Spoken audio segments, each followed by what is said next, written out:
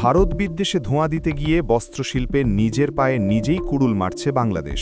বাড়ছে ক্ষোভ। ভারত থেকে আমদানি করা সুতোয় এবার কি শুল্ক আরোপ করবে ঢাকা?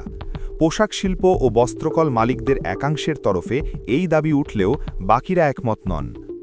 গণ অভ্যুত্থানের পর কমায় গেছে বাংলাদেশের পোশাক শিল্প। গত 18 মাসের অভ্যন্তরীণ টালমাটাল পরিস্থিতি যার নেপথ্যে। প্রথম আলোর এক জরিপে স্পষ্ট হয়েছে বিষয়টি, যাতে দেখা গেছে 30 কালের 1 কেজি সুতো বাংলাদেশি মিলগুলো যেখানে বিলি করে $3 সেখানে ভারতীয় উৎপাদকরা মাত্র $2.60 করে দেন তা। মূলত এই কম দামের জন্যই বাংলাদেশ ভারত থেকে সুতো আমদানি করে। কিন্তু 24-এর গণ অভ্যুত্থানের পর পরিস্থিতির বদল হয়।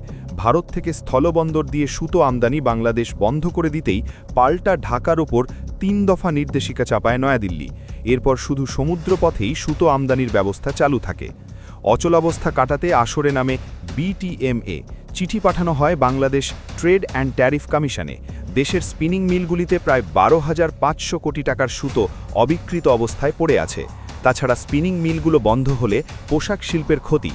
সরকারকে নীতি গ্রহণ করতে হবে। বৈঠকে অনেকেই ভারতীয় সুতোয় কত শতাংশ ট্যারিফ চাপানো যেতে পারে তা নিয়ে দ্বিমত পোষণ করেন।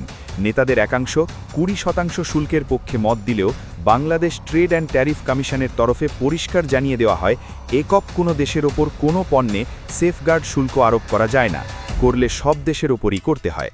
তাছাড়া বন্ডের আওতায় আনা পণ্য বা কাঁচামালের ওপর এই শুল্ক প্রযোজ্য হয় না।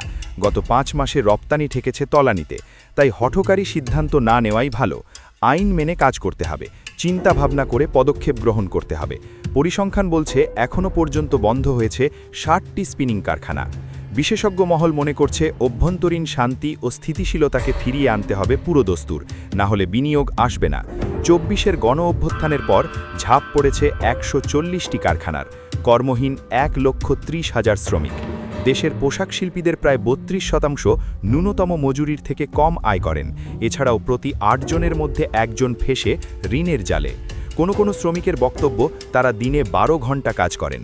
পরিস্থিতি যা, তাতে এভাবে বেশি দিন চললে গাজোয়ারি করে শিশুদের শ্রমিক বানিয়ে দেওয়া হতেই পারে। ঘোর দুর্যোগ ঘনীভূত। অবস্থা ফেরাতে লাগবে আরও 2 যুগ। বাংলাদেশকে সস্তায় সুতো দেয় ভারত। এখন প্রতিবেশী দেশের প্রতি ক্ষোভ উগরে দেওয়ার চেয়েও দেশীয় শিল্পের পুনরুজ্জীবন বেশি জরুরি। তা না করে ভারতের সুতোয় যদি শুল্ক আরোপ করা হয়, তাহলে কেনার খরচ পড়বে অনেক বেশি।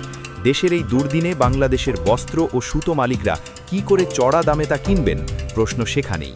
তাছাড়া ভারতীয় সুতোয় শুল্ক চাপালে বন্ধ হয়ে যেতে পারে সুতো কলগুলি। তাই বুঝে শুনে পদক্ষেপ নেওয়াই শ্রেয়। পোশাক শিল্প কি পারবে স্বমহিমায় ফিরতে? তারেকের নয়া সরকারের কাছে মস্ত চ্যালেঞ্জ এখন সেটাই।